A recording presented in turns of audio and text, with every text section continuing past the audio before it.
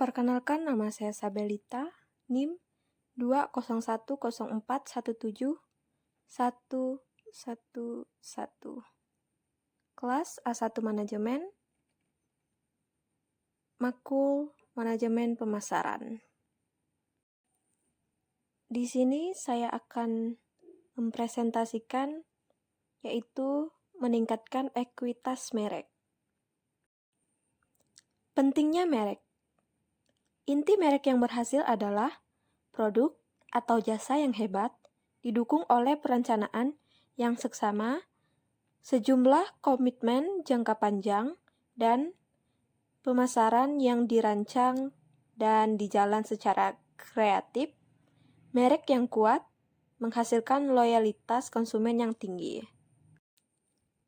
Merek, istilah, tanda, lambang, atau desain, atau kombinasi yang dimaksudkan untuk mengidentifikasikan barang atau jasa dari salah satu penjual atau kelompok penjual dan mendiferensiasikan mereka dari para pesaing. American Marketing Association. Diferensiasi dapat bersifat 1. Fungsional, rasional, atau nyata, berhubungan dengan kinerja produk dari merek. 2. Simbolis, emosional atau tidak nyata, berhubung dengan apa yang dipresentasikan merek. Peran merek. Bagi konsumen ada 7 peran merek. Yang pertama, mengidentifikasikan sumber dan memungkinkan konsumen menuntut tanggung jawab atas kinerja. 2. Menyederhanakan pengambilan keputusan dan mengurangi resiko bagi perusahaan. Ketiga, menyederhanakan penanganan dan penelusuran produk. 4. Membantu mengatur catatan persediaan dan akuntansi. Kelima, perlindungan hukum untuk fitur atau aspek unik produk. 6. Loyalitas yang memberikan tingkat ruang lingkup penetapan merek. Penetapan merek, branding. 1. Kegiatan memberikan kekuatan merek kepada produk dan jasa dan menciptakan perbedaan antar produk kepada konsumen. 2. Menjelaskan siapa produk tersebut. 3. Membantu konsumen mengatur pengetahuannya tentang produk sehingga bisa mengambil keputusan pembelian. Penetapan merek memberikan nilai pada perusahaan agar dapat tercipta. Konsumen harus diyakinkan dan perbedaan berarti perbedaan merek sering berhubungan dengan atribut atau manfaat. 3M, Gillette, Mark, saran yang tidak berhubung langsung, tidak dengan produk, emosi, Gucci, Louis Vuitton, Chanel. Mendefinisikan ekuitas merek. Yang pertama, ekuitas merek, brand equity, adalah nilai tambah yang diberikan pada produk dan jasa. Produk merek dapat tercermin dalam cara konsumen berpikir, merasa, dan bertindak dalam hubungannya dengan merek, dan juga harga, pangsa pasar, dan profitabilitas yang diberikan merek kepada merek bagi perusahaan. Kedua, ekuitas merek berbasis pelanggan. Pengaruh diferensial yang dimiliki pengetahuan mereka atas respon konsumen terhadap pemasaran merek tersebut. Yang ketiga, pengetahuan merek, semua pikiran, perasaan, citra, pengalaman, keyakinan, dan nilai-nilai yang berhubungan dengan merek. Yang keempat, tantangan membangun ekuitas merek.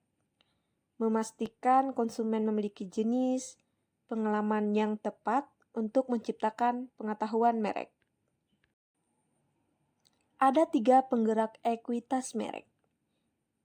Yang pertama, pilihan awal untuk elemen atau identitas merek yang membantu merek, nama merek, URL, logo atau lambang, karakter, slogan, lagu, dan lain-lain. 2.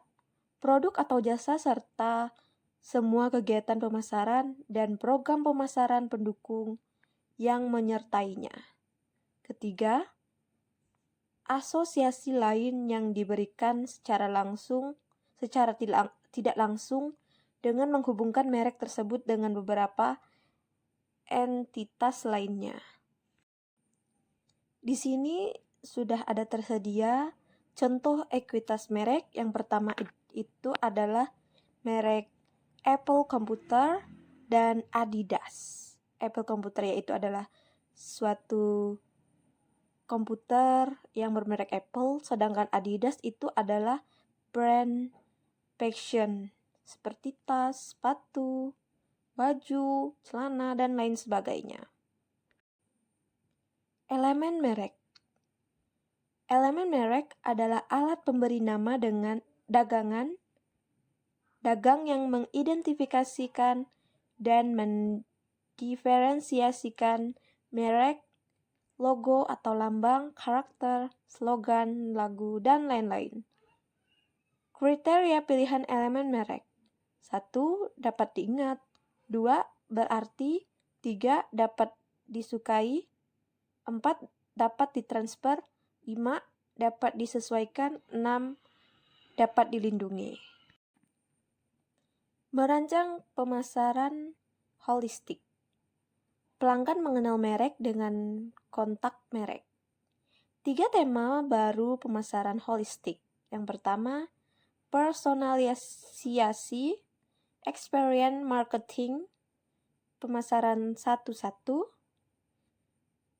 integrasi, integrated marketing, internalisasi, karyawan dan mitra paham merek kita.